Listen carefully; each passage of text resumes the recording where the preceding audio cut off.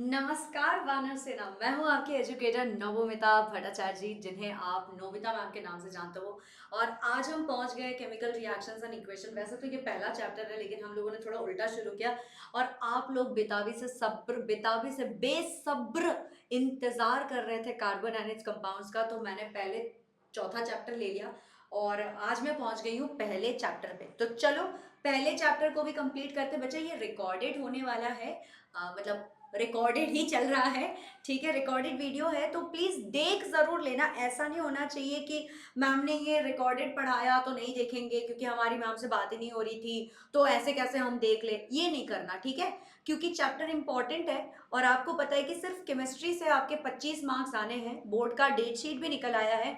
तो अभी तो आप बिल्कुल भी ऐसे काम नहीं करना जहां पे आपके मार्क्स जो है थोड़ा सा कम हो जाए, ठीक है। ऑल राइट, मार्क्स बहुत ज़्यादा इंपॉर्टेंट होती है और मार्क्स लाने भी हैं। मतलब ये नहीं कह रही हूँ मैं कि आपके मतलब सारी चीज़ें आपको यहीं से आना चाहिए, नहीं आएगा तो दिक्कत हो जाएगी, ऐसा नहीं कह रही हूँ। और मैं ये भी नहीं कह रही हूँ कि सिर्फ एक पेपर जो है वो आपके पूरे फ्यूचर को डिसाइड कर ले, ये भी नहीं होता है।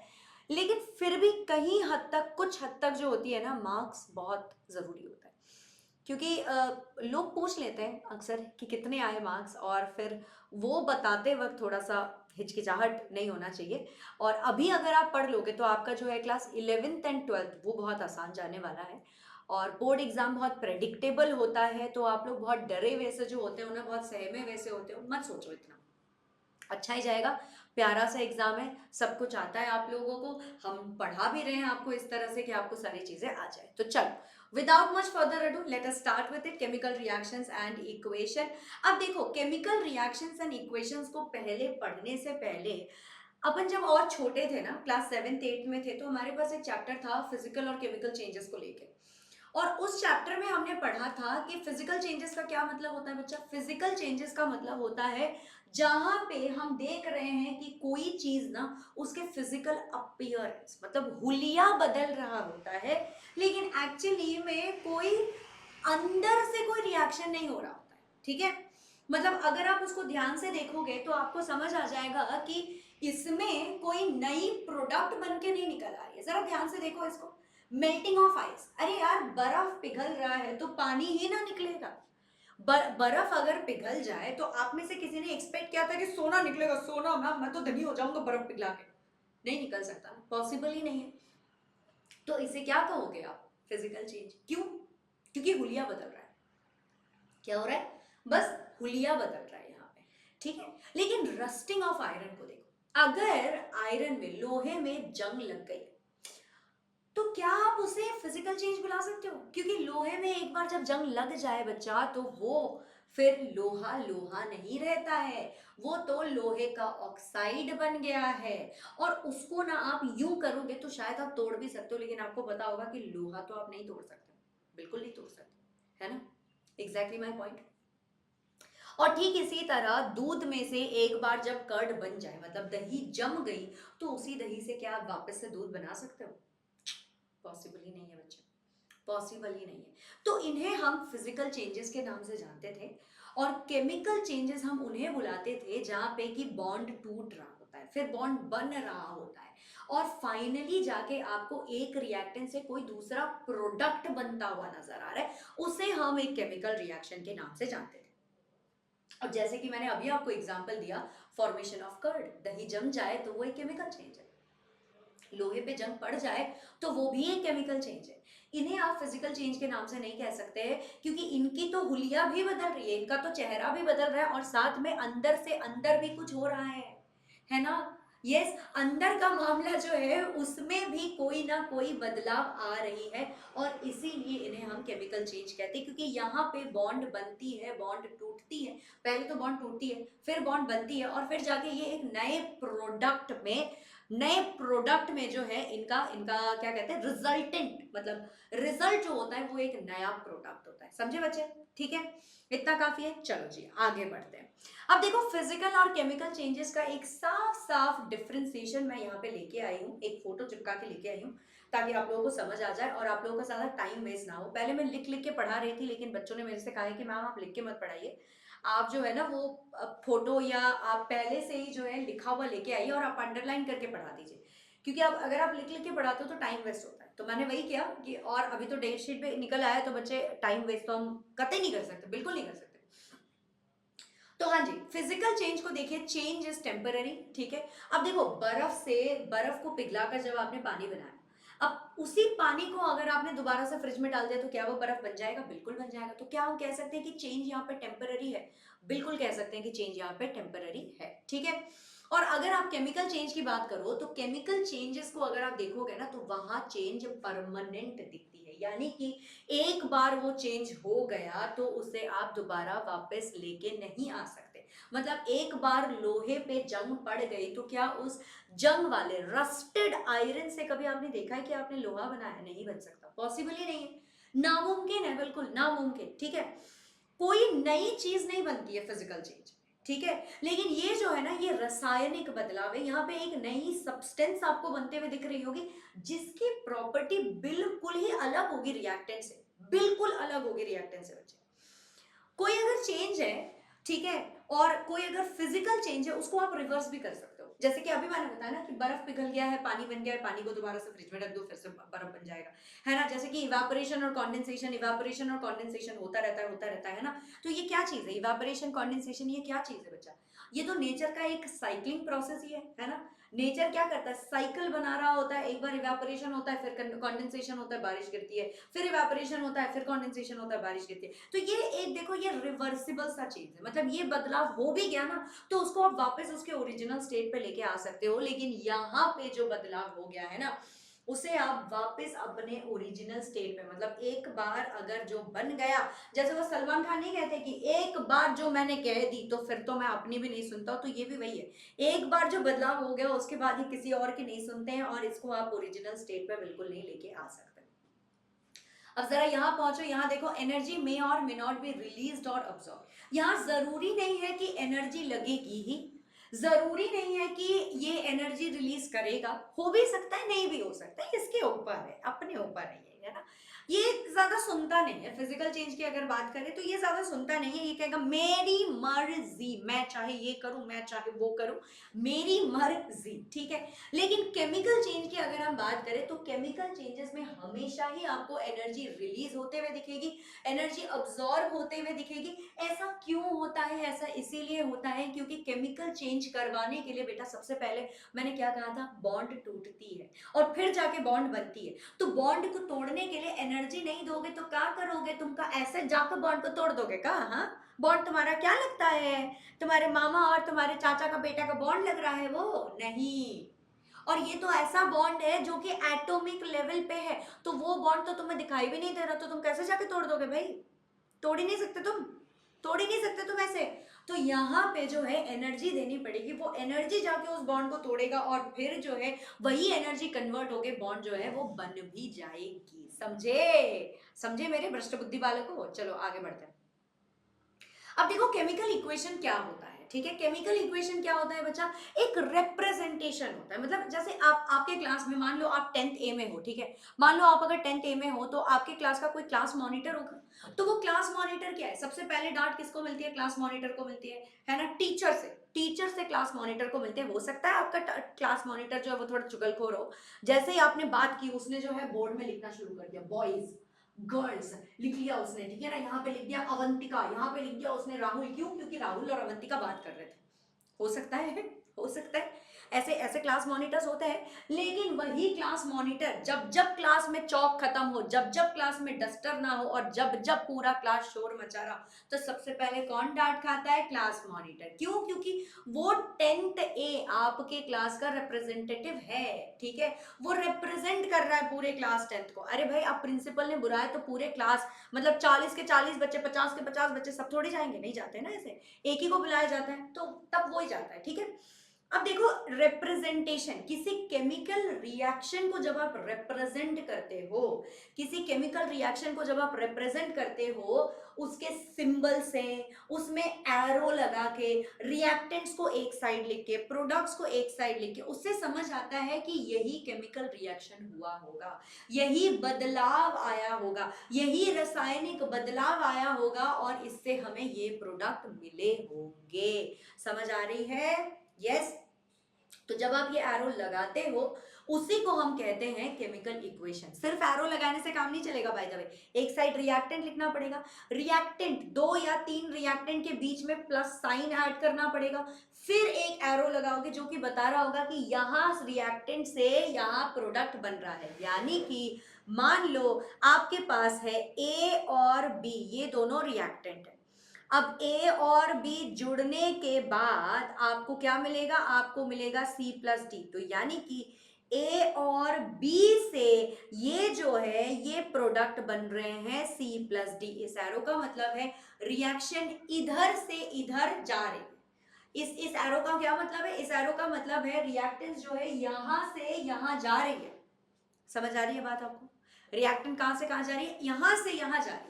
अगर इसी एरो को आपने उल्टा कर दिया तो आपको समझ आ जाना चाहिए कि यहां से जो है रिएक्शन इधर से इधर जा रही है।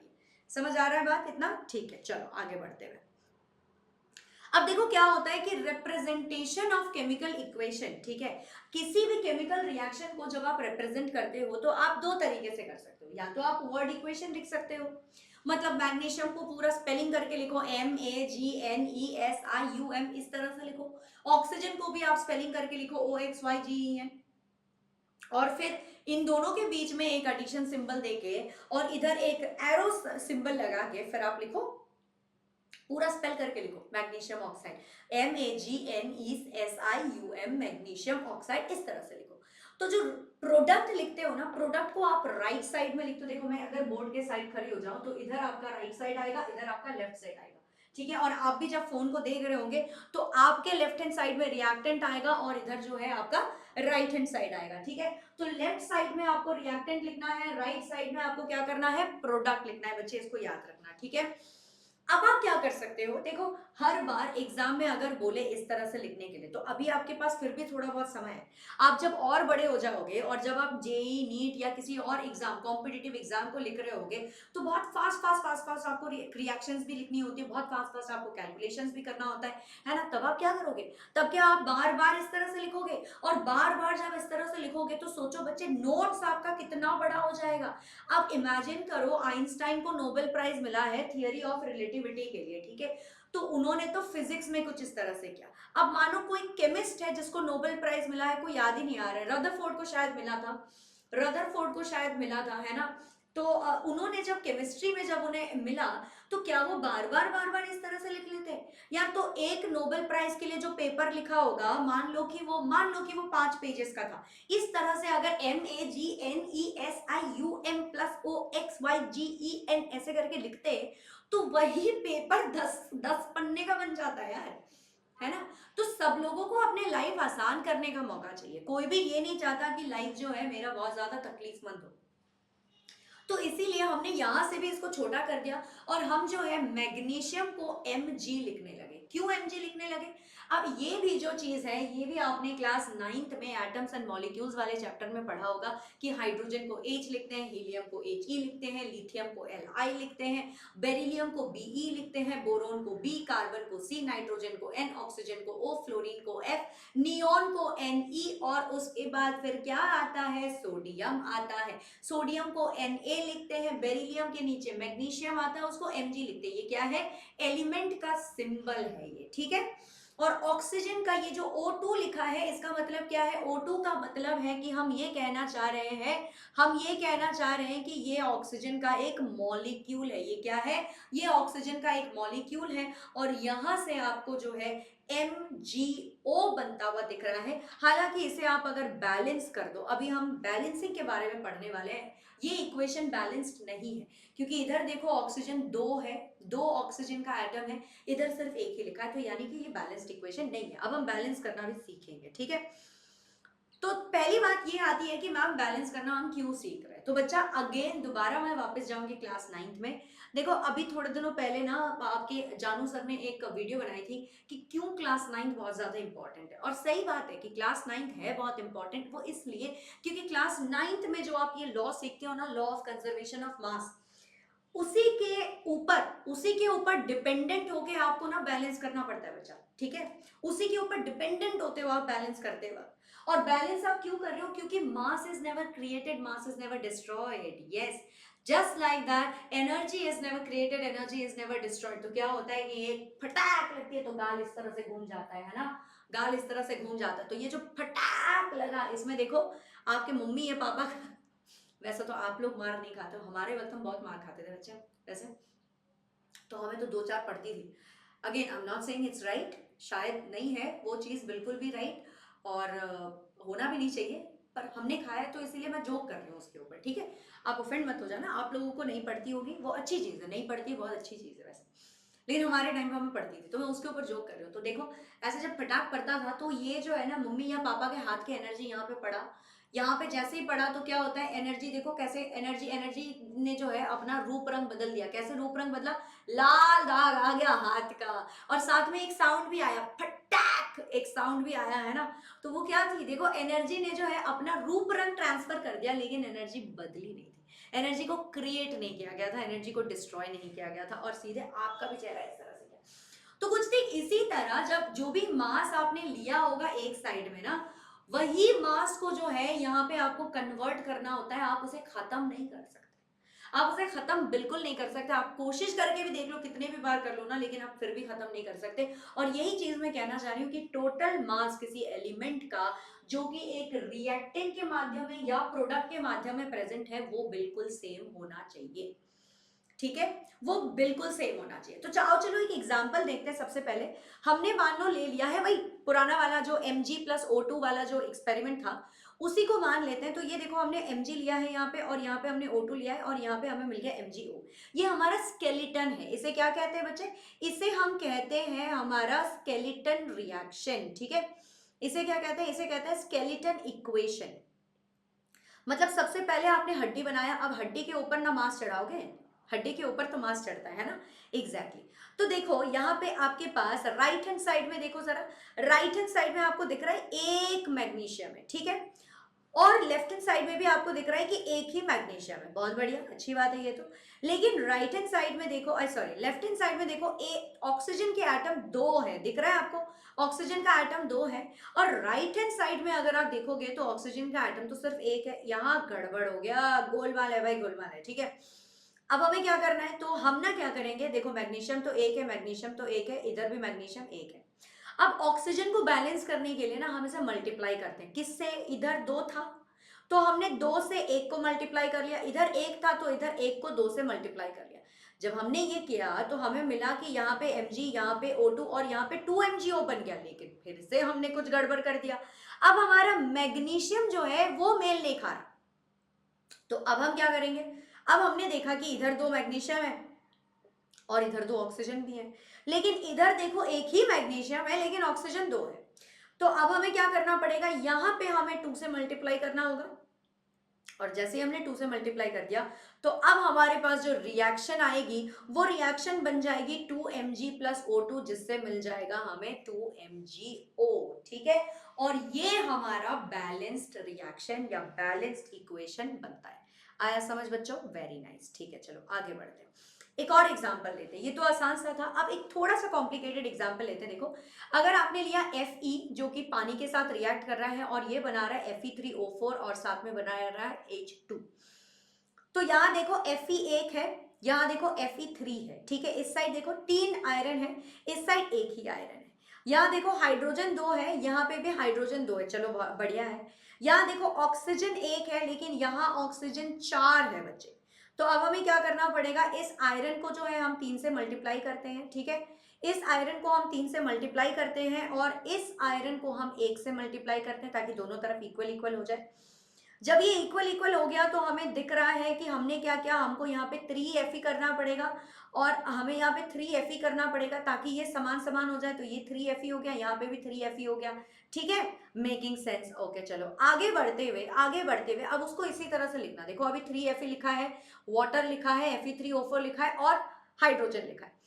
अब हमें पता है कि हाइड्रोजन तो हमारा बैलेंस्ड है, लेकिन ऑक्सीजन को देखो, इधर हमारे पास 4 ऑक्सीजन है भैया, इधर हमारे पास एक ही ऑक्सीजन है। तो अब हम इसे मल्टीप्लाई करते हैं, तो हम क्या करेंगे, 1 इंटू 4 कर देते हैं यहाँ पे, और इधर हम 4 इंटू 1 कर देते हैं।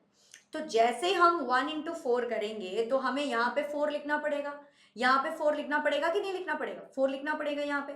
जब हमने यहाँ पे 4 लिखा तो अब देखो क्या हो गया, 4 2 8, 8 हाइड्रोजन हो गया बच्चा, 8 हाइड्रोजन। लेकिन इधर तो हमारे पास सिर्फ 2 हाइड्रोजन है, इधर तो हमारे पास सिर्फ 2 हाइड्रोजन है। तो अब हम क्या करें, अब हमें उसको भी बैलेंस करना पड़ेगा। देखो अब क्या हो रहा है, अब क्या हो रहा है कि आपके पास 3 Fe है, 3 आयरन है, दोनों साइड ये बराबर है।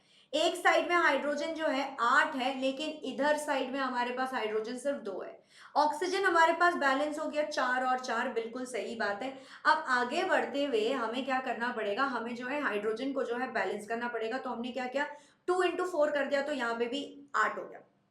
और यहाँ पे जैसे ही हमने 4 कर दिया है, अब हमारा ये पूरा का पूरा इक्वेशन को देखो, क्या ये बैलेंस्ड है। देखो 3 आयरन इधर, 3 आयरन इधर, यहाँ पे देखो 4 टू जार 8 हाइड्रोजन इधर, यहाँ पे देखो 4 टू जार 8 हाइड्रोजन इधर, यहाँ पे देखो हमारे पास 4 ऑक्सीजन है, यहाँ पे भी देखो हमारे पास 4 oxygen. And low and behold, इसी तरह से इक्वेशन को बैलेंस करना चाहिए। ठीक है, आगे बढ़ते हुए बच्चे देखो अभी, अब क्या होता है ना, एक बैलेंस्ड केमिकल इक्वेशन में अगर आपको लगता है कि यही हमारा बैलेंस्ड इक्वेशन था और बस इतना ही, तो आप गलत हो, सरासर गलत हो।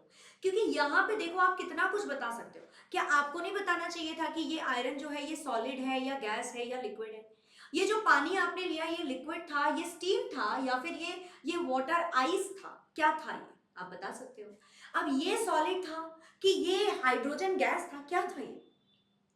आप ये सारी चीजें भी बता सकते हो। इनफैक्ट इतना ही नहीं, इस एरो के ऊपर आप लिख सकते हो कि यहाँ पे टेम्परेचर कितनी थी, यहाँ पे प्रेशर कितनी थी, क्या कोई और प्रेजेंट था इस रिएक्शन के होते वक्त। ये सारे डिटेल्स भी जब आप लिख देते हो तो आपका एक बैलेंस्ड केमिकल इक्वेशन जो है वो बन जाता है इंफॉर्मेटिव इक्वेशन। सॉलिड के लिए आप उसे रिप्रेजेंट करते हो सिर्फ एस लिखकर, ब्रैकेट में। वो भी आपको किस तरह से लिखना है बच्चा, आपको ना इस तरह से ब्रैकेट में लिखना होता है एस। ठीक है, अगर आपके पास लिक्विड है तो लिक्विड को अगेन दोबारा से लिक्विड को भी इस तरह से गैस लिख देते हो। कई बार जब एक गैस निकल के आ रही होती है तो हम इस तरह से एक एरो देते हैं, इस तरह से हम एक एरो लिखाते हैं, लिख देते हैं, ताकि लोगों को समझ आ जाए कि ये जो गैस है ना ये इवॉल्व हो रही है, ये निकल के आ रही है। ठीक है, और यहाँ देखो इस गैस को, इसको भी हमें किस तरह से लिखना चाहिए, इसको भी हमें इस तरह से ब्रैकेट में लिखना चाहिए। ठीक है, जस्ट आफ्टर द एलिमेंट या फिर द कंपाउंड। मान लो कि हमने ना हाइड्रोजन की गैस ले ली, तो हम ना कुछ इस तरह से हाइड्रोजन गैस लिखेंगे। ठीक है, या फिर मान लो हमने ना ये ले लिया, कार्बन ले लिया, लेकिन कार्बन जो है ना वो हमारा सॉलिड फॉर्म है, तो हमने इसे इस तरह से कार्बन सॉलिड लिख दिया। इस तरह से हम लिखते हैं। ठीक है, अगर प्रिसिपिटेट यानी कि कोई पाउडर सब्सटेंस मिल रहा है जो कि आपके सॉल्वेंट के साथ घुल मिल नहीं ला रहा है, तो आप क्या करते हो, डाउनवर्ड एरो दिखाते हो। मतलब इस तरह से आप एक एरो लिखते हो, इस तरह से आप एक एरो लिखते हो, ताकि लोगों को समझ आ जाए कि ये जो है ये प्रिसिपिटेट यानी कि टेस्ट ट्यूब में ये पाउडर जो है ये सेटल डाउन हो रही होगी, और इसीलिए हम एक डाउनवर्ड एरो के साथ इसे समझाने की कोशिश करते हैं।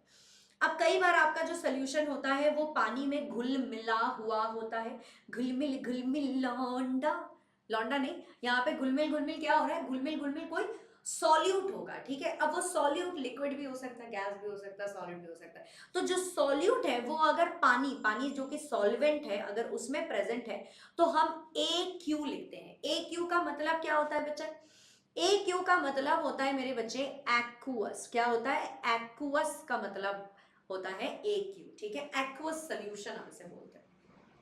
ठीक है, इसके अलावा रिएक्शन कंडीशंस यानी कि उस टाइम उस वक्त टेम्परेचर क्या था, प्रेशर क्या था, कैटलिस्ट कोई था कि नहीं, प्रेजेंट था क्या उस रिएक्शन के होते वक्त, ये सारी चीजें जो है आप एरो के ऊपर लिख सकते हो। और अगर उस रिएक्शन के दौरान हीट की जरूरत थी, हीटिंग रिक्वायर्ड थी, मतलब आपको अगर गर्म करना पड़ा था उस रिएक्शन को, तो आप एक ट्रायंगल बनाते हो एरो के ऊपर या एरो के नीचे, कहीं पे भी बना तो चलेगा, लेकिन इसका मतलब होता है कि हीट की जरूरत इस रिएक्शन में थी। समझे? आओ चलो अब कुछ एग्जांपल्स मैं दिखाती हूँ। ये देखो Fe के साथ यहाँ पे सॉलिड लिखा है, मतलब आयरन को हमने सॉलिड फॉर्म में लिया था। H2O के साथ यहाँ पे L लिखा है, यानी कि ये पानी था, लिक्विड था। Fe3O4 जो बन रहा है वो सॉलिड बन रहा है, और हाइड्रोजन गैस के साथ देखो हमने यहाँ पे अपवर्ड एरो दिखाया है, इसका मतलब है कि ये गैस जो है ये इवॉल्व हुई, ये गैस जो है ये रिलीज हुई है। अब देखो कार्बन मोनोऑक्साइड जब हमने लिया तो ये गैस थी, हाइड्रोजन जब हमने लिया वो भी गैस थी, और यहाँ पे देखो हमने 340 एटीएम लिखा है। एटीएम का क्या मतलब होता है? एटीएम का मतलब होता है प्रेशर बता रहा है ये, एटमॉस्फेरिक प्रेशर, ठीक है, एटमॉस्फेरिक प्रेशर के बारे में ये बता रहा है, ठीक है। एटीएम का मतलब होता है नॉट वो जहां से पैसा निकलता है, ये है एटमॉस्फेरिक प्रेशर। तो 340 एटमॉस्फेरिक प्रेशर में यहाँ पे क्या हो रहा है, ये बन रहा है आपका CH3OH, मतलब मेथनॉल बन रहा है ये, ठीक है। ऑलराइट, अब अगर देखोगे आप कार्बन डाइऑक्साइड, कार्बन डाइऑक्साइड को जो है हमने यहाँ पे एक्वस फॉर्म में लिया, यानी कि कार्बन डाइऑक्साइड पानी में मिला हुआ है, और जब फिर सनलाइट और क्लोरोफिल आई तो सनलाइट और क्लोरोफिल जो है इस रिएक्शन के लिए कंडीशन है, मतलब इस रिएक्शन के लिए जरूरतमंद चीज है, तभी जाके आपका ये रिएक्शन आगे बढ़ता है और आपको मिलता है C6H12O6 जो कि हमारा ग्लूकोज है, और साथ में आपको मिलता है कुछ अमाउंट ऑफ ऑक्सीजन, और साथ में आपको मिलता है कुछ अमाउंट ऑफ वाटर, ठीक है बच्चे। ऑलराइट, तो ये बात थी हमारे रिएक्शंस को किस तरह से लिखना होता है, रिएक्शन में किस किस चीजों की जरूरत होती है, ये सारी चीजें आपने रिएक्शन में बता दिया। अब हम पढ़ेंगे टाइप्स ऑफ रिएक्शन। तो टाइप्स ऑफ रिएक्शन हमारे पास इतने सारे हैं, अब कौन कौन से, आओ चलो ये भी देख ही लेते हैं कौन कौन से। तो टाइप्स ऑफ रिएक्शन में हमारे पास होता है कॉम्बिनेशन रिएक्शन। नाम से पता चल रहा है कि यहाँ पे दो चीजें जुड़ रही होंगी, दो चीजें कंबाइन हो रही होंगी। डिकम्पोजिशन रिएक्शन एक्चुअली में इस कॉम्बिनेशन रिएक्शन का बिल्कुल उल्टा होता है। डिकम्पोजिशन रिएक्शन अभी हम डिटेल्स में पढ़ने वाले हैं। डिस्प्लेसमेंट रिएक्शन क्या होती है, डबल डिस्प्लेसमेंट रिएक्शन क्या होती है, ऑक्सीडेशन रिडक्शन क्या होती है, रिडॉक्स रिएक्शन क्या होती है, प्रेसिपिटेशन, एक्सोथर्मिक और एंडोथर्मिक रिएक्शन, इतने सारे रिएक्शंस हमें पढ़ने हैं और ये सारे के सारे बहुत इंपॉर्टेंट है। इन्हीं से आपको सवाल दिखेगा, पक्का प्रॉमिस। अगर नहीं आया ना, सवाल नहीं दिखाना, तो आप मेरा नाम ही चेंज कर देना, मेरे को कोई दिक्कत नहीं होगी, लेकिन मैं माँ कसम खा के बता रही हूँ बच्चे, ये सारे रिएक्शन आपको जरूर दिखेंगे एग्जाम में। तो प्लीज इन्हें ध्यान से अभी जो है पे अटेंशन करो, ताकि आपको लास्ट मोमेंट में दोबारा से पैनिक ना आ जाए। अभी डेट शीट निकल गई है, अब तो सीरियस हो जाओ। अब भी अगर सीरियस नहीं हो रहे हो तो पता नहीं तुम क्या कर रहे हो, तुम पता नहीं करना क्या चाह रहे हो, क्या करना चाह रहे हो बच्चा, तो सीरियस हो जाओ, ठीक है। आओ चलो, अभी मैं लिख लिख के पढ़ाने वाली हूँ, ठीक है। ये अगला जो पार्ट होने वाला है ये लिख लिख के पढ़ाने वाली हूँ, क्योंकि आपको समझना पड़ेगा कि ये कैसे कंबाइन हो रहा है, तो दिखाना चाहती हूँ मैं। तो सबसे पहले आओ चलो समझते हैं कि कॉम्बिनेशन रिएक्शन जो होती है वो क्या होती है।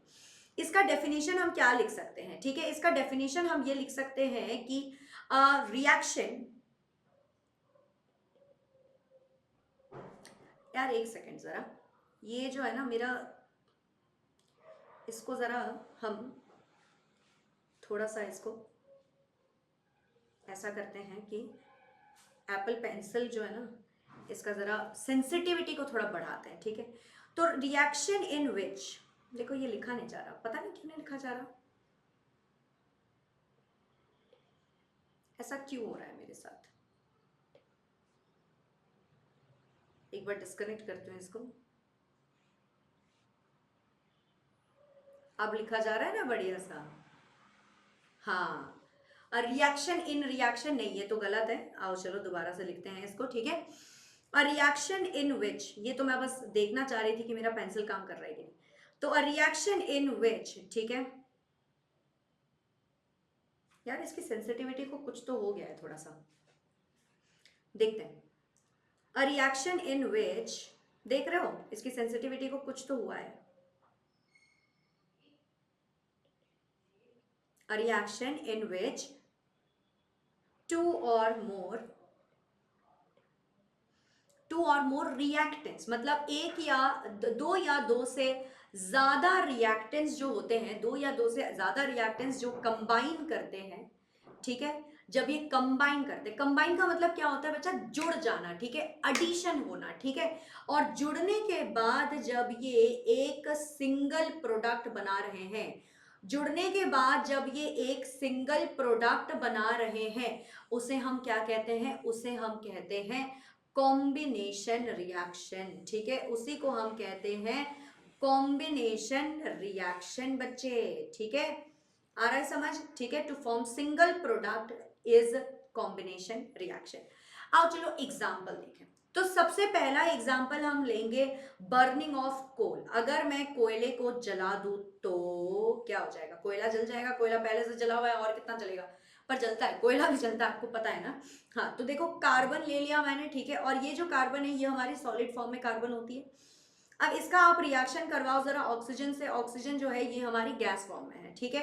अब इसका जब आप करवाओगे तो देखो कार्बन और ऑक्सीजन का जुड़ने के बाद आपको मिल रहा है कार्बन डाइऑक्साइड, ठीक है। और ये कार्बन डाइऑक्साइड जो है ये गैसियस फॉर्म में मिलता है, ठीक है। आ गयो समझ? बहुत है, बढ़िया। चलो आगे बढ़ते हुए अब देखो एक और चीज होता है फॉर्मेशन ऑफ स्लेक्ट लाइन, ठीक है। Formation of slaked lime. Slaked lime हम कैसे बनाते हैं? देखो स्लेक्ट लाइन हम कैसे बनाते हैं, मैं आपको स्लेक लाइन बनाने का भी तरीका बताती हूँ। स्लेक लाइन बनाने के लिए आप क्या करते हो ना, आप कैल्शियम ऑक्साइड लेते हो, ठीक है। इसको कहते हैं क्विक लाइम। इस कैल्शियम ऑक्साइड को क्या कहते हैं? इसको कहते हैं क्विक लाइम। क्यों? काओ, काओ है इसका नाम, ठीक है। ये हम सॉलिड फॉर्म में ले लेंगे, ठीक है। और इसके बाद आपको क्या करना है? इसके बाद आपको जरा सा जो है पानी पानी ऐड करना है जो कि लिक्विड फॉर्म में है। और यहां से आपको क्या मिल जाएगा मेरे बच्चे? यहां से आपको दिखेगा कि स्लेक्ड लाइम बन रहा है। ये देखो CaOH2, ठीक है। CaOH2 जो कि एक्वस फॉर्म में आपको मिलेगा। एक्वस फॉर्म का मतलब क्या होता है बच्चा? एक्वस फॉर्म का मतलब होता है कि ये पानी में घुला मिला हुआ है। और ये जो CaOH2 है यानी कि कैल्शियम हाइड्रोक्साइड जो है, इसे हम स्लेक्ड लाइम बुलाते हैं। इसे हम क्या बुलाते हैं? स्लेक्ड लाइम बुलाते हैं, ठीक है। आगे बढ़ते हैं। अब ये क्या हुआ?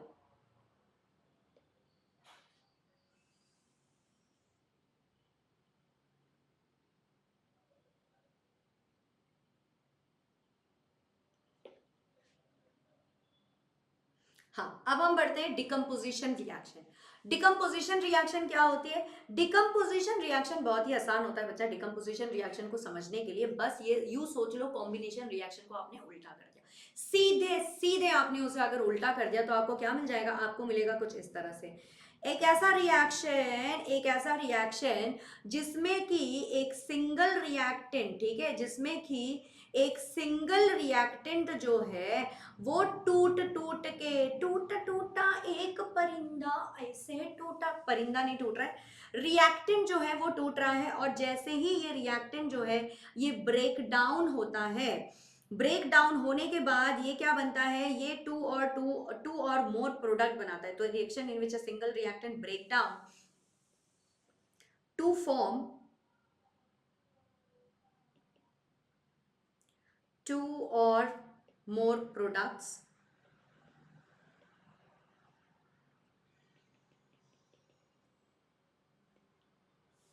it is called as decomposition reaction. इसे हम क्या बुला लेते हैं? हम इसे बुला लेते हैं डिकम्पोजिशन रिएक्शन, ठीक है। और राइट, अब डिकम्पोजिशन रिएक्शन के ऑफकोर्स मुझे पता है कि आप तो कुछ एग्जाम्पल भी मांगोगे। बिना एग्जाम्पल के थोड़े होता है यार, बिना बिना एग्जाम्पल के तो हमारी अधूरी कहानी रह गई, ठीक है। अच्छा, अब डिकम्पोजिशन रिएक्शन जो होती है ना बच्चे, डिकम्पोजिशन रिएक्शन ना तीन तरह के होते हैं, ठीक है। एक होता है थर्मल डिकम्पोजिशन, एक होता है इलेक्ट्रोलाइटिक डिकम्पोजिशन, मतलब आपने इलेक्ट्रिसिटी का उपयोग करके आप किसी को तोड़ रहे हो। या और तीसरा जो होता है उसे कहते हैं फोटोलिटिक डिकम्पोजिशन, यानी कि लाइट आई और लाइट ने जो है तोड़ दिया चीजों को, ठीक है। आओ चलो एक बार सबका एक बार वो देख लें, सब लोगों का एक एक करके वो देख लेते हैं। तो बच्चे सबसे पहले तो हम ये लिखते हैं कि थर्मल डिकम्पोजिशन का मतलब क्या है। हम जरा ये पता लगाते हैं कि थर्मल डिकम्पोजिशन क्या होती है, ठीक है। थर्मल डिकम्पोजिशन क्या होती है? ऐसा डिकम्पोजिशन रिएक्शन जो कि क्या हो रहा है? which takes place, yes, taking place in the presence of heat।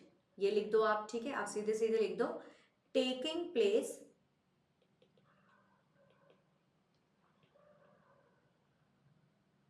In the presence of heat, ठीक है।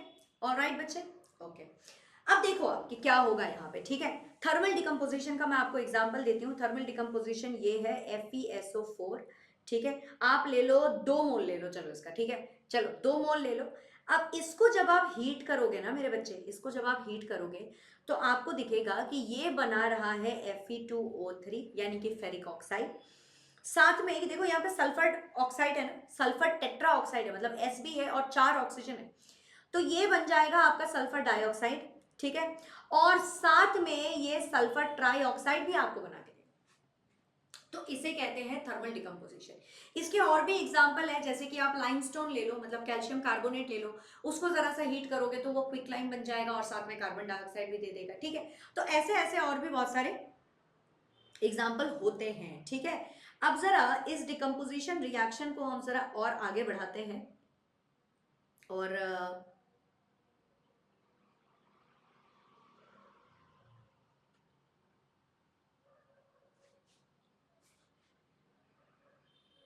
कॉपी तो किया, अभी कॉपी कर लिया है मैंने, और क्या करूं मैं, यहाँ पेस्ट कर दूं। हाँ, कहाँ गया ये, अच्छा ये ज़रा नीचे चला गया है, तो 2 मिनट देना बच्चे, 2 मिनट देना, इस डिकम्पोजिशन रिएक्शन को यहाँ पे लाया जाएगा।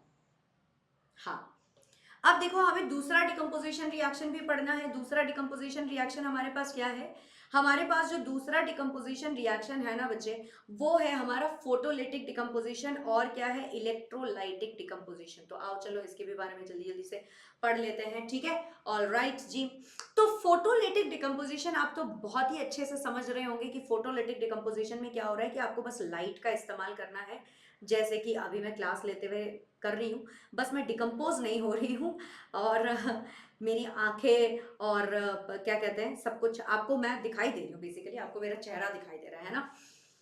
तो इसका मैं क्या लिखूं, फोटोलिटिक डिकम्पोजिशन का इसका डेफिनेशन मैं किस तरह से लिख सकती हूँ, इसका मैं डेफिनेशन लिख सकती हूँ कि डिकम्पोजिशन एक ऐसा डिकम्पोजिशन, ठीक है, जो कि किसके प्रेजेंस में होता है, लाइट के प्रेजेंस में होता है। डिकम्पोजिशन रिएक्शन टेकिंग प्लेस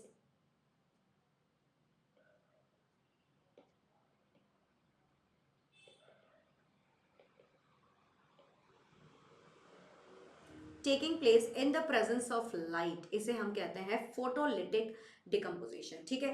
अब इसका एक एग्जांपल दूं बच्चा, और इसका एग्जांपल मैं सच्ची में बता रही हूँ कि आप सबने नोटिस किया होगा, ठीक है।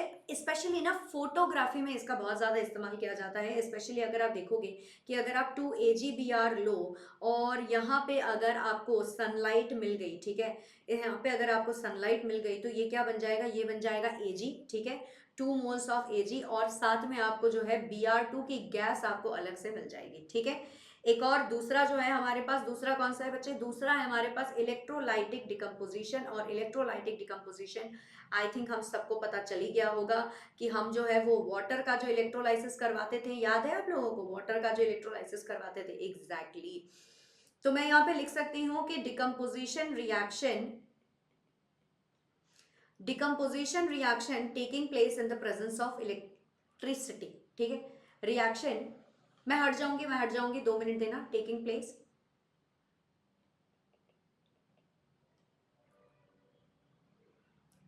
In the presence of electricity, ठीक है। इसे हम कहते हैं क्या, इसे हम कहते हैं इलेक्ट्रोलाइटिक डिकम्पोजिशन। अब ध्यान से देखो जरा, ये आप लोगों को पता है, मुझे भी पता है कि आपने जो है आपके छोटे क्लासेस में भी आपने पढ़ा है, तो इसको यहाँ पे बस लेना है और इलेक्ट्रिसिटी को जो है जरा सा कनेक्ट करना है, और ये बन जाएगा आपका हाइड्रोजन गैस, और साथ में आपको मिल जाएगा ऑक्सीजन गैस भी, साथ में आपको ऑक्सीजन गैस भी जो है वो मिल जाएगा, ठीक है बच्चे लोग, is this clear. All right, तो यही होता है, यही होता है, बस इतना सही है, ठीक है। अब आओ चलो हम डिस्प्लेसमेंट रिएक्शन को भी पढ़ ले। डिस्प्लेसमेंट रिएक्शन में क्या होता है बच्चा, आप में से कितने लोगों ने हैरी पॉटर देखा है, कितने लोगों ने हैरी पॉटर देखा है, या फिर आपने वो और तो कोई मूवी याद ही नहीं आती मुझे, मुझे अपने ज़माने वाले मूवीज़ याद आते हैं जो आपको शायद से ही पता हो ऐसा मुझे लगता है कि शायद ही आपको पता होगा, बट चलो देखते हैं डिस्प्लेसमेंट रिएक्शन। हैरी पॉटर देखे है ना आप लोगों ने, तो देखी होगी, पढ़ी होगी, कुछ तो क्या होगा, हैरी पॉटर हर कोई पढ़ता है मेरे ख्याल से, और अगर नहीं पढ़ी है तो कुछ कुछ होता है, पता है आपको, Tina Anjali, Rahul is the cheater, Rahul is the cheater, वो पता है आपको यार, चलो यार कोई ना, चलो ठीक है, देखो देखो देखो देखो देखो, जब क्या होता है कि एक ज्यादा रिएक्टिव, ठीक है, एक ज्यादा रिएक्टिव एलिमेंट जब चर्चे में आ जाता है, ठीक है, एक ज्यादा रिएक्टिव एलिमेंट जब चर्चे में आ जाता है और वो क्या करता है, वो डिस्प्लेस करता है, ठीक है, किसको डिस्प्लेस करता है, जो कम रिएक्टिव होती है, ठीक है, डिस्प्लेस करता है एक कम रिएक्टिव एलिमेंट को, एक कम रिएक्टिव एलिमेंट को, ठीक है, ऑलराइट, कहां से, इसके कंपाउंड से, या फिर उसके कंपाउंड से जो है वो क्या करता है, उसके कंपाउंड से जब वो डिस्प्लेस कर देता है, इसी को हम कहते हैं, इसी को हम कहते हैं डिस्प्लेसमेंट रिएक्शन, ठीक है, इसी को हम कहते हैं डिस्प्लेसमेंट रिएक्शन, समझे बच्चे, इसी को हम कहते हैं डिस्प्लेसमेंट रिएक्शन। चलो अब चलो मैं आपको दिखाती हूँ कि डिस्प्लेसमेंट रिएक्शन के एग्जाम्पल क्या है। सबसे पहले हम लेते हैं अपना प्यारा सा मेटल जो कि है जिंक। जैसे ही मैंने जिंक को लिया और जिंक को मैंने अगर कॉपर सल्फेट सोल्यूशन में डुबाया, तो आपको सबको पता है ना कॉपर सल्फेट की क्या कलर होती है, ब्लू कलर होती है, कॉपर सल्फेट की ब्लू कलर होती है। अब जब ये रिएक्शन हो गया तो पता है आपको क्या मिलेगा, आपको जो है ब्लू कलर जो था ना वो ब्लू कलर गायब हो जाएगा बच्चा, वो ब्लू कलर गायब हो जाएगा, क्योंकि अब ना जिंक सल्फेट बन गई है और कॉपर को आपने जो है निकाल के फेंक दिया और कॉपर एक कोने में जाके गा रहा है lonely I am so lonely I have nobody what do I do, इस तरह से वो गाना गा रहा है, ठीक है। एक और एग्जांपल दिखाती हूँ, ये देखो आयरन ले लिया आपने, अब आयरन के साथ भी अगर आप कॉपर सल्फेट लेते हो जो कि एक्वस फॉर्म में है, तो दोबारा से यहाँ पे क्या होगा कि कॉपर सल्फेट की जो ब्लू कलर है वो गायब हो जाएगी, क्योंकि यहाँ पे FeSO4 बन जाएगा और साथ में आपको दोबारा से कॉपर अकेले अकेले गाना गाते हुए दिखाई देगा, ठीक है। अब आप पूछोगे कि सारी जनता जो है ना कॉपर को रिप्लेस कर रही है, कोई ऐसा है जो कॉपर भी उसको रिप्लेस करे, हाँ, कॉपर की अगर आप सिल्वर नाइट्रेट से रिएक्शन करवा दोगे या सिल्वर क्लोराइड से करवा दोगे, तो पता है कॉपर क्या करेगा, फिर कॉपर क्या करेगा, वो सिल्वर को रिप्लेस कर देगा, क्योंकि सिल्वर कॉपर से थोड़ा और लेस रिएक्टिव होता है, ठीक है, इसीलिए ये होता है। चलो जी आगे बढ़ते हुए देखो डबल डिस्प्लेसमेंट रिएक्शन पढ़ लेते हैं, चैप्टर खत्म ही होने वाला है, क्या ही करना है बस, सब जो है हमें ये क्या करना है, सब जो है हमें ठक ठक ठक ठक ठक बस रिएक्शन ही पढ़ना है और कुछ नहीं पढ़ना है यहाँ पे, ठीक है। अब देखो यहाँ पे क्या होता है, यहाँ पे क्या होगा कि द रिएक्शन, एक रिएक्शन है, ठीक है, रिएक्शन जो है वो क्या कर रहा है, वो दो डिफरेंट आयोन्स में, देखो एक रिएक्शन हो रही है यहाँ पे, ठीक है, और इस रिएक्शन में ना दो अलग अलग आयोन के ग्रुप को जो है अदला बदली कर दिया जा रहा है, क्या कर दिया जा रहा है, अदला बदली, ठीक है, टू डिफरेंट आयोन्स होगी, ठीक है, टू डिफरेंट आयोन्स, और जो उनके ग्रुप्स है, टू डिफरेंट आयन्स, या तो जो ग्रुप ऑफ आयन्स होगी, ग्रुप ऑफ एटम्स जो होंगी, ग्रुप ऑफ एटम्स जो होंगी, ठीक है, ये in the reactant molecule,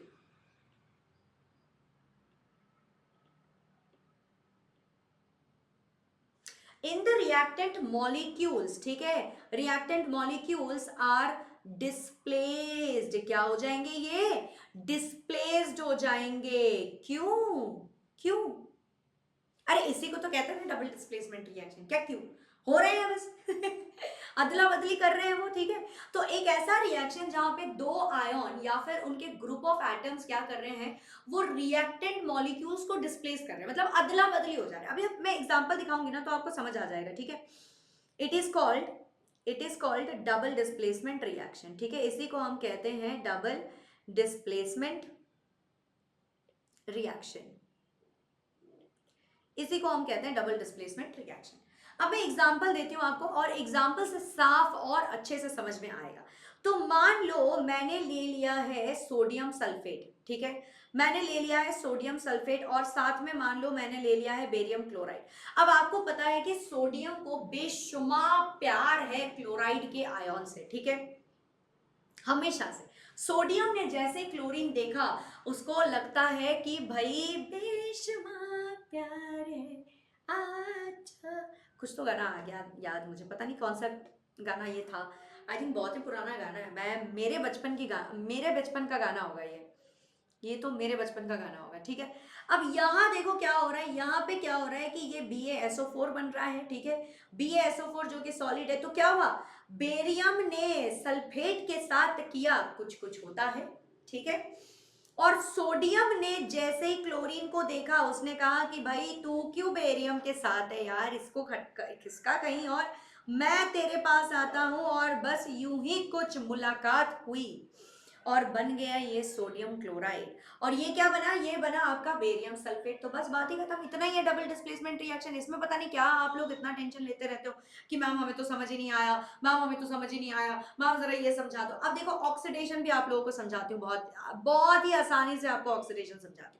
oxidation क्या होता है, ऑक्सीडेशन का मतलब होता है कि द प्रोसेस, ठीक है। कौन सा प्रोसेस भाई, कौन सा प्रोसेस, सुबह सुबह ब्रश करने का प्रोसेस नहीं, the process of addition of oxygen, मतलब जहां पे आप ऑक्सीजन को जोड़ रहे हो, ठीक है। The process of addition of oxygen, जैसे ही आप ऑक्सीजन को जोड़ते हो किसी एलिमेंट के साथ, ठीक है, या फिर किसी सब्सटेंस के साथ, ठीक है, ठीक है, ठीक है, ठीक है। जब किसी सब्सटेंस के साथ जोड़ते हो, किसी एलिमेंट के साथ जोड़ते हो, या फिर इसको प्लीज ध्यान से याद रखना, ये शायद और कहीं पे लिखा हुआ है, या फिर आप ना हाइड्रोजन को रिमूव कर रहे हो। क्या कर रहे हो आप जो है हाइड्रोजन को जो है आप रिमूव कर रहे हो किसी सब्सटेंस से, ठीक है, फ्रॉम अ सब्सटेंस। इसे हम कहते हैं क्या, oxidation. From a substance is called oxidation. और बच्चे ध्यान रखना कि ये जो है ये एग्जाम में आता ही आता है, आपको एग्जाम्पल दे देंगे या तो फिर आपको रिएक्शन देंगे और पूछेंगे कि बताओ इसमें से क्या ऑक्सीडाइज हो रहा है, क्या रिड्यूस हो रहा है। तो फॉर एग्जाम्पल देखो, अगर मैंने यहाँ पे 2 कॉपर लिया है और मैंने यहाँ पे ऑक्सीजन लगा दिया, ठीक है, ऑल राइट। अब ये क्या बनेगा बच्चे, ये क्या बनेगा, ये जाहिर सी बात है कि ये डेफिनेटली CuO ही बनेगा, जो कि सॉलिड फॉर्म में होगा, बन गया कॉपर ऑक्साइड। तो यहाँ कॉपर के साथ क्या हो रहा है, कॉपर के साथ आपने ऑक्सीजन जोड़ दिया और ये जो है कॉपर ऑक्साइड बन गया। बस इतनी सी बात थी, ठीक है। आओ मैं अभी आपको रिडक्शन समझाती हूँ। रिडक्शन में क्या होता है मेरे बच्चे, बहुत ही बस बस जो आपने ऑक्सीडेशन में पढ़ा था उसका उल्टा कर दो, रिडक्शन हो जाएगा। तो हम लिखते हैं कि द प्रोसेस ऑफ, ठीक है, रिमूवल ऑफ ऑक्सीजन, जहां से आपने ऑक्सीजन हटाया, the process of removal of oxygen, ठीक है, फ्रॉम अ सब्सटेंस,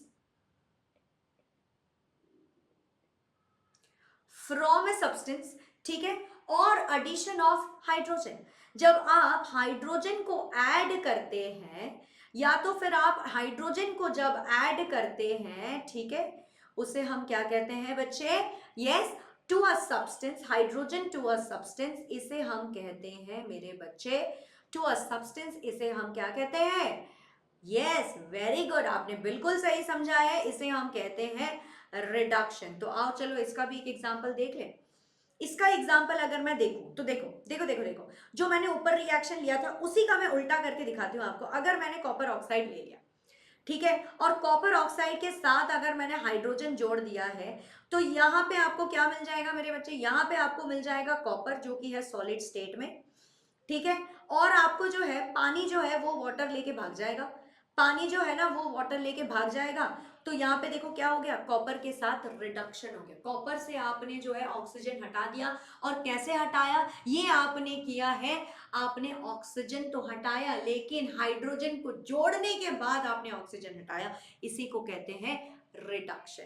अब इन दोनों को, ये दोनों जो रिएक्शन थे ना, इन दोनों को जोड़ दो, आप जोड़ दो, बस जोड़ दो जोड़ दो जोड़ दो, जोड़ते ही ये क्या बन जाएगा, रिडक्शन का रेड, ऑक्सीजन का ऑक्सीडेशन का ऑक्स, ये बन जाएगा आपका रेडॉक्स रिएक्शन मेरे बच्चे। क्या बन जाएगा, ये बन जाएगा रेडॉक्स रिएक्शन। तो देखो क्या हो रहा है यहाँ पे, ठीक है, द रिएक्टेंस, ठीक है, रिएक्टेंस नहीं सॉरी, द रिएक्शंस, ऐसा रिएक्शन जहां पे ऑक्सीडेशन और रिडक्शन दोनों हो रहे हैं, ठीक है, in which oxidation and reduction take place, जहां पे ऑक्सीडेशन और रिडक्शन जो हो रहे हैं दोनों हो रहे हैं, टेक्स प्लेस, ठीक है, साइमल्टेनियसली, साइमल्टेनियसली हो रहे हैं, इसे हम कहते हैं क्या, इसे हम कहते हैं रेडॉक्स रिएक्शन। ठीक है, इसे ही हम कहते हैं हमारा रेडॉक्स रिएक्शन। ठीक है बच्चे, ऑल राइट, ओके। तो चलो अब मैं दिखाऊं आप लोगों को, कहाँ रिडक्शन भी हो रहा है और ऑक्सीजन भी हो रहा है, दोनों एक साथ दिखाते हैं। अब मैं एक दूसरा एग्जांपल लेती हूँ। चलो मान लेते हैं कि मैंने लिया इस बार Fe3O4। ठीक है, Fe3O4 के साथ अगर मैंने यहाँ पे हाइड्रोजन जोड़ दिया तो आपको क्या मिलेगा बच्चा, इसको जरा अच्छे से लिखते हैं। अगर मैंने हाइड्रोजन यहाँ पे जोड़ दिया Fe3O4 और साथ में हाइड्रोजन जोड़ दिया तो आपको यहाँ पे मिल जाएगा 3 आयरन के एटम्स। ठीक है, और साथ में आपको मिल जाएगा 4 H2O।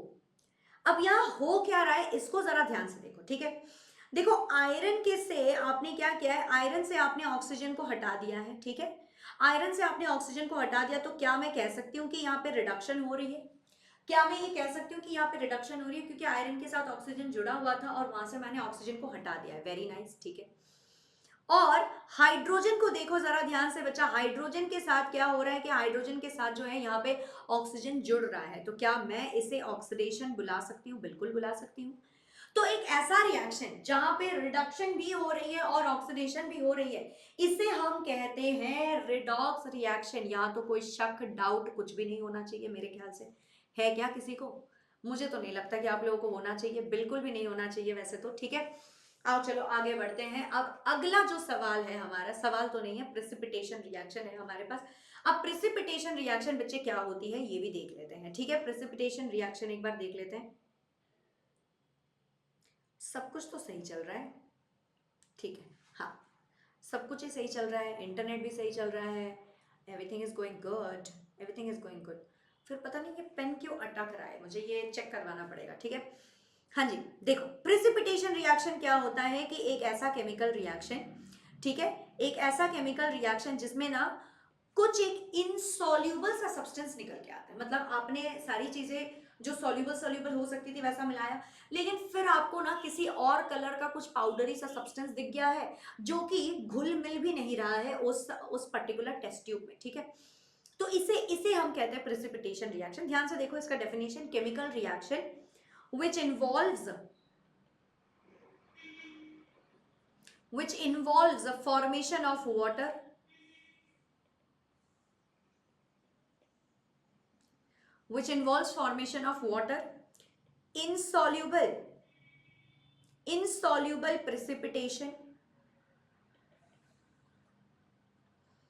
insoluble precipitation, यानी कि पानी में ना घुलता मिलता हुआ प्रेसिपिटेशन मिला आपको। ठीक है, और प्रेसिपिटेशन क्या होता है, प्रेसिपिटेंट क्या होता है, वो एक पाउडरी सा सब्सटेंस होता है। ठीक है, आइडियली वो प्रेसिपिटेशन जो होती है, मतलब आइडियली जो आपके प्रेसिपिटेंट्स होते हैं वो पाउडरी होते हैं, लेकिन कुछ आपको ऐसे टर्बिडिटी भी दिख जाएगा, कभी कभार आपको ब्राउन कलर का कुछ पाउडरी सा सब्सटेंस दिख जाएगा, तो ये सारे के सारे प्रेसिपिटेशन ही है। ठीक है, सारे के सारे क्या होते हैं, प्रेसिपिटेशन ही होते हैं।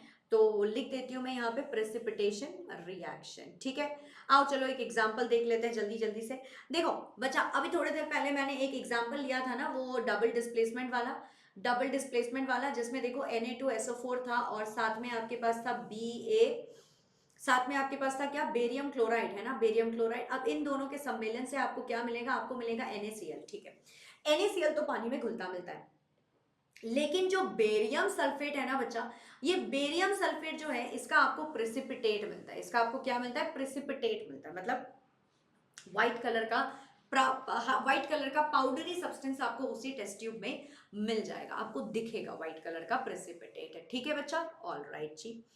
आगे बढ़ते हुए अब हम आते हैं एक्सोथर्मिक रिएक्शन पे। एक्सोथर्मिक रिएक्शन क्या होती है, एक्सोथर्मिक रिएक्शंस जो होती है वो ऐसे रिएक्शंस होते हैं, वो कुछ ऐसे रिएक्शंस होते हैं जहां पे इवोल्यूशन ऑफ हीट होती है, मतलब हीट बाहर निकल के आती है। ठीक है, तो देखो ये मैं क्या लिख रही हूं यहाँ पे कि रिएक्शंस, ठीक है, that involve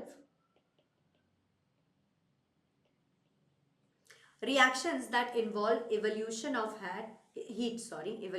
heat, evolution of heat are called exothermic reaction. In fact अगर ये किसी टेस्ट ट्यूब में हो रहा है या फिर किसी कंटेनर में हो रहा है और आपने उसमें हाथ लगा लिया, तो आपको पता है क्या दिखेगा? आपको वो दिखेगा कि वो गर्म हो रहा है, वो जो कंटेनर, वो जो टेस्ट ट्यूब होगी ना, वो गर्म हो जाएगी, वो आपको समझ आ जाएगा, ठीक है। तो मान लो कि मैंने कोई नेचुरल गैस ली, ठीक है। नेचुरल गैस क्या होता है? हमारा मीथेन ले लेते हैं अपन, ठीक है। मीथेन को अगर मैंने ले लिया और मीथेन के साथ अगर मैंने ऑक्सीजन को मिला दिया यहाँ पे कुछ इस तरह से, तो मेरे को क्या मिल जाएगा? मेरे को यहाँ पे मिल जाएगा CO2 गैस, ठीक है। CO2 गैस मिल जाएगा, साथ में मेरे को कुछ अमाउंट यहाँ पे पानी का भी मिल जाएगा, ठीक है, पानी का भी मिल जाएगा। और साथ में जैसे ही मैं यहाँ पे एनर्जी लिख दूं बच्चे, समझ जाना कि ये आपका एक्सोथर्मिक रिएक्शन है। इनफैक्ट अगर आप डस्टबिन में देखोगे, आपके घर पे डस्टबिन होता होगा, है ना? डस्टबिन होता होगा। कभी आपने कूड़ा फेंकने की कोशिश करी? कभी आपने ऐसा सोचा है कि आओ चलो मम्मी पापा को जरा सा हेल्प कर देते हैं और आज अपन कूड़ा फेंक के आते हैं? कभी देखना उस डस्टबिन के पैकेट को जब आप उठाते हो ना, तो उसमें से या फिर उसके नीचे अगर पकड़ के देखोगे तो आपको लगेगा कि वो ना गर्म है। पता है क्यों गर्म होता है वो? क्योंकि डिकम्पोजिशन ऑफ वेजिटेबल्स या फिर डिकम्पोजिशन रिएक्शन जो होती है ना, स्पेशली डिकम्पोजिशन ऑफ गार्बेज वगैरह वगैरह जो होते हैं, ये सारे ना बच्चे, ये सारे पता है क्या होते हैं? ये सारे एक्चुअली में एक एक्सोथर्मिक रिएक्शन होते हैं। यस, इनफैक्ट रेस्पिरेशन, आप जो है ना अपने नाक के सामने जरा सा ऐसे उंगली रखो तो और जोर से जरा एक बार सांस फेंको, आपको लगेगा कि ये जो हवा आ रही है ना, ये थोड़ी सी गरम गरम हवा आ रही है। यस, क्यों? क्योंकि जो आप खाना खाते हो उस खाने को तोड़ा जाता है। कौन तोड़ता है? ऑक्सीजन आता है, ऑक्सीजन बम्बार्ड करता है उसको, छोटे छोटे पीसेस में तोड़ता है, और वही छोटे छोटे पीसेस से कार्बन डाइऑक्साइड जो निकल रही है, साथ में हीट भी निकल रही है। तो respiration is an exothermic reaction, decomposition of vegetable waste is an exothermic reaction. ये सारी चीजें एक्सोथर्मिक रिएक्शन है।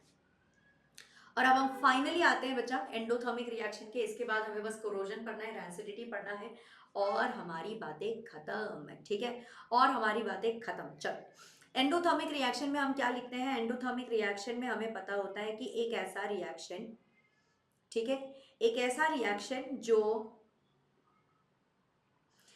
होता है विच ऑकर्स, ठीक है, by the absorption of heat. मतलब हीट को यहाँ पे अब्जॉर्ब किया जा रहा है, ठीक है। हीट को जो है यहाँ पे अब्जॉर्ब किया जा रहा है। जब आप हीट को अब्जॉर्ब करते हो तो पता है क्या होता है? जो कंटेनर होता है जिसमें कि ये रिएक्शन हो रहा है, तो उसको छुओगे ना, वो ठंडा पड़ जाएगा। पक्का पक्का से उसको छुओगे ना तो ठंडा पड़ जाएगा। Are called as endothermic reaction, are called as endothermic reaction. In fact कभी खाना बनाया आपने? अच्छा, जब आप खाना बनाते हो तो हीट की क्या रिलीज होती है? हीट रिलीज थोड़ी होती है, आपको हीट गैस जला के देना पड़ता है ना, आप हीट दे रहे होते। तो खाना पकाना is an endothermic reaction by the way. Yes, खाना पकाना क्या है? खाना पकाना एक एंडोथर्मिक रिएक्शन है। आओ चलो इसका भी एग्जांपल मैं दे देती हूँ। अगर मैं बात करूँ 2CaCO3 की, कैल्शियम कार्बोनेट की, ठीक है, तो इस जगह आपको हीट देना पड़ता है। अब जैसे ही आप हीट देते हो तो ये बन जाता है आपका कैल्शियम ऑक्साइड, ठीक है, जो कि सॉलिड फॉर्म में है, और साथ में ये आपको कार्बन डाइऑक्साइड का गैस भी निकाल के देगा। तो ये इसमें क्या हो रहा है कि आपको डिकम्पोज करवाने के लिए आपको हीट देना पड़ता है।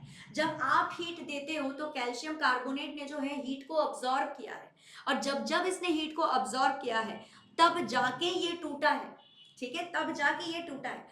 तो खाना पकाना इज एन एंडोथर्मिक रिएक्शन। ये कैल्शियम कार्बोनेट का डिकम्पोज होना, it is an endothermic reaction, ठीक है।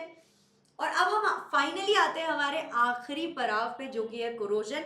तो कोरोजन क्या होती है बच्चे? कोरोजन क्या होती है बताओ, कौन कौन बताएगा मुझे कोरोजन क्या होती है? आओ चलो कोरोजन भी देखते हैं कैसे करेंगे हम कोरोजन। अब जो है मैं आपको तरकीब दिखाती हूँ अपने इसका। देखो तो हट ही नहीं रहा ये,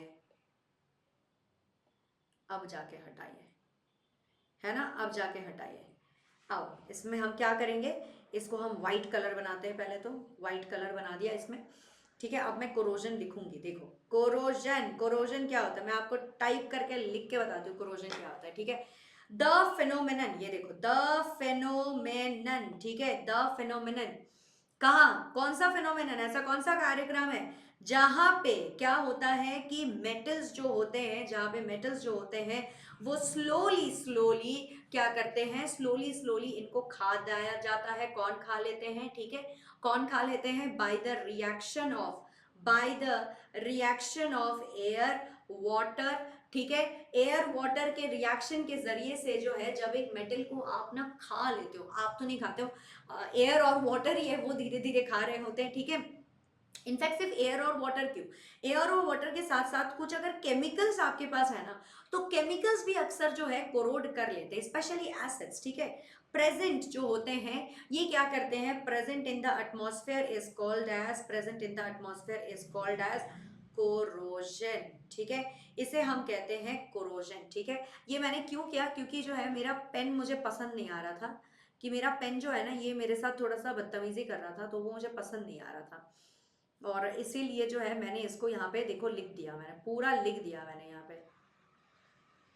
कभी आपने देखा है आपको किसी को ऐसे पढ़ाते हुए, desperate times and desperate measures इसी को कहते हैं, ठीक है। अब इसकी जो है इसको जरा मैं बढ़ा देती हूँ, हाँ ये क्या हो गया, इसको जो है मैं जरा सा बढ़ा देती हूँ इसको, ठीक है। और इसका जो ये है देखो, ये भी मैं चेंज कर देती हूँ, ये भी मैं चेंज कर दूँ क्या, चलो एक ही बार कर रही हूँ और नहीं करूंगी, मुझे पता है आप लोगों का टाइम वेस्ट नहीं होना चाहिए, बट चलो लिख दिया, ठीक है, ये समझ आ गया। अब कोरोजन का सबसे बढ़िया जो एग्जाम्पल होता है बच्चा, कोरोजन का जो सबसे बढ़िया एग्जाम्पल होता है वो क्या होता है, कोरोजन का सबसे बढ़िया एग्जाम्पल होता है, सबको पता है, रस्टिंग ऑफ आयरन, ठीक है। Rusting of iron is a very very very good example of corrosion, और इसमें पता है कि कोई भी आयरन के आर्टिकल को अगर आप खुला छोड़ दोगे, जहां पे कि एयर वाटर, एटमॉस्फेरिक एयर भी है, एटमॉस्फेरिक ऑक्सीजन है और साथ में मॉइस्ट एयर है, तो उसका कोरोजन होगा, उसका कोरोजन होगा। अब इसको आप कैसे रोक सकते हो, इसको रोकने के लिए आपको क्या करना पड़ता है बच्चा, इसको रोकने के लिए आप क्या कर सकते हो, पेंट कर सकते हो आयरन के आर्टिकल्स को, ठीक है। आप क्या कर सकते हो, गैल्वेनाइजेशन कर सकते हो इसका, ठीक है, गैल्वेनाइजेशन कर सकते हो आप इसका। और क्या कर सकते हो, और क्या कर सकते हो बच्चा, हाँ और क्या कर सकते हो, कई बार जो है कार्बन के द्वारा इसको भी कोट भी किया जाता है, ठीक है, कार्बन से भी इसको एक कोट कर दिया जाता है, तो ऐसी ऐसी चीजें हम कर सकते हैं, लेकिन पेंट और गैल्वेनाइजेशन हमारे लिए सबसे ज्यादा आसान होता है, ठीक है। आओ अब हम आते हैं रैंसिडिटी पे, तो रैंसिडिटी को भी मैं लिख के बताऊं क्या, मेरी हैंडराइटिंग तो बहुत अच्छी मुझे लग नहीं रही है, तो इसीलिए मैं ऐसा सोच रही हूँ कि मैं लिख के ही बता देती हूँ आप लोगों को। हाँ चलो जी, लिख के बताती हूँ मैं आप लोगों को, ठीक है, लिख के बताती हूँ रैंसिडिटी भी, बताओ क्या,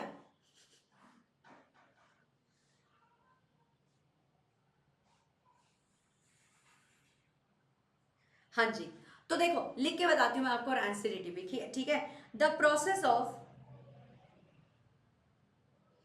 प्रोसेस ऑफ क्या है, स्लो ऑक्सीडेशन, स्लो ऑक्सीडेशन किसका, यहाँ पे स्लो ऑक्सीडेशन हो रहा होता है, यहाँ पे स्लो ऑक्सीडेशन हो रहा होता है ऑयल का एंड फैट्स का। तो ऑयल क्या है बच्चा, ऑयल भी तो एक तरीके से देखो तो वो फैट्स ही है, ठीक है, जो कि खाने में प्रेजेंट होता है, ठीक है। Oil fat present in the food लिख लेती हूँ मैं, ठीक है, present in the food materials, ये हमारे खाने में प्रेजेंट होता है, ठीक है। और इससे क्या होता है कि इससे क्या होता है, रिजल्टिंग लिख लेते हैं, ठीक है, रिजल्टिंग इन उसका खराब टेस्ट आने लगता है, ठीक है, क्या होता है कि उसका खराब सा टेस्ट आने लगता है, ओके, खराब सा टेस्ट आने लगता है, और बेसिकली एक स्मेल जो होती है वो भी चेंज हो जाती है, ठीक है, उसका टेस्ट भी चेंज होने लग जाता है, और अगर आप इसका क्रिस्पीनेस को ट्राई करोगे तो वो भी काफी हद तक चेंज हो जाता है, ठीक है। तो resulting in the change of taste and smell, ठीक है, taste and smell in them is called rancidity, ठीक है। ऑल राइट बच्चे लोग, ऑल राइट, समझ आ गया होगा सब लोगों को, ये भी बहुत ज्यादा टफ तो कुछ है नहीं, ठीक है, ये भी बहुत ज्यादा टफ तो है नहीं, ठीक है, रिजल्टिंग इज कॉल्ड रैंसिडिटी होगा ये, टैन ड्यूटी लिख लिया, ठीक है, ऑलराइट, इसे हम कहते हैं रैंसिडिटी। अब रैंसिडिटी को रोकने का कोई उपाय है? यस, बिल्कुल है। आप क्या कर सकते हो, सारे के सारे जो फूड मटेरियल्स है उन्हें आप क्या कर सकते हो, एयर टाइट कंटेनर में रख सकते हो, ठीक है। यस, क्या कर सकते हो, by keeping food materials, by keeping food materials in airtight container,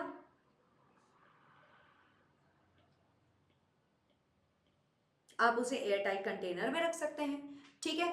refrigeration कर सकते हैं आप, या फिर आप नाइट्रोजन जो है, नाइट्रोजन को भी जो है आप पैकेट्स में डाल सकते हैं, ताकि खाना जो है, मतलब नाइट्रोजन बेसिकली क्या करता है कि ऑक्सीजन को सामने आने नहीं देता है, और इसीलिए आप ये कर सकते हैं। इनफैक्ट और भी कुछ एंटीऑक्सीडेंट्स होते हैं, जैसे कि रुको मैं अभी बताती हूँ, ठीक है, इसका नाम क्या है बताती हूँ मैं। वैसे तो उसको BHA बोलते हैं, बाय एडिंग एंटीऑक्सीडेंट्स लिखते हैं हम, बाय एडिंग एंटीऑक्सीडेंट्स, ठीक है। तो ये कैसा एंटीऑक्सीडेंट है बच्चा, इसका एग्जांपल मैं दे रही हूं आपको, BHA लिख के, और BHA की फुल फॉर्म होती है ब्यूटराइलेटेड, ठीक है, हाइड्रोक्सी एनिसोल। क्या है, क्या नाम है, ब्यूटराइलेटेड हाइड्रोक्सी एनिसोल, ठीक है। ये होता है हमारा एंटीऑक्सीडेंट्स, ठीक है। और नाइट्रोजन भी ऐड कर सकते हो, जैसे कि मैंने बोला, ठीक है। उन्हें आप खुला मत छोड़ो, यही सारी चीजें कर सकते हो, ये भी बहुत कॉमन सेंस वाली बात ही है। तो विद दिस नोट बचा पार्टी, विद दिस नोट मेरे वानर सेना, आपका पहला chapter chemical equations and chemical reaction ये भी हमारा खत्म होता है। और क्योंकि आप मेरे साथ थे, क्योंकि आपने मेरे अतरंगी व्यवहार को इस क्लास में, उसको भी आपने सहन किया, तो थैंक यू सो मच। मैंने आपको पढ़ाते पढ़ाते टाइप करके दिखाया, मैं आईपैड की तरकीबें दिखा रही थी, गलत बात थी, बट चलो मैंने दिखा दिया है, तो देख लेना। वो थोड़ा सा आपका वो जो होता है ना, एक मोनोटोनस जो सेट हो जाता है, उसको ब्रेक करने के लिए मैंने दिखाया, ठीक है। तो आशा करती हूँ मजा आया होगा आप लोगों को, सारी डाउट्स भी क्लियर हो गई होंगी, और अगर कोई डाउट बच गया है तो उसे प्लीज वीडियो के नीचे कमेंट सेक्शन में लिख डालो, मैं उसको पर्सनली सॉल्व कर दूंगी, ठीक है। विद दिस नोट बच्चा लोग, टाटा bye bye, thank you so much, do not forget to subscribe to the channel, don't forget to like this video and share this with your friends, see या।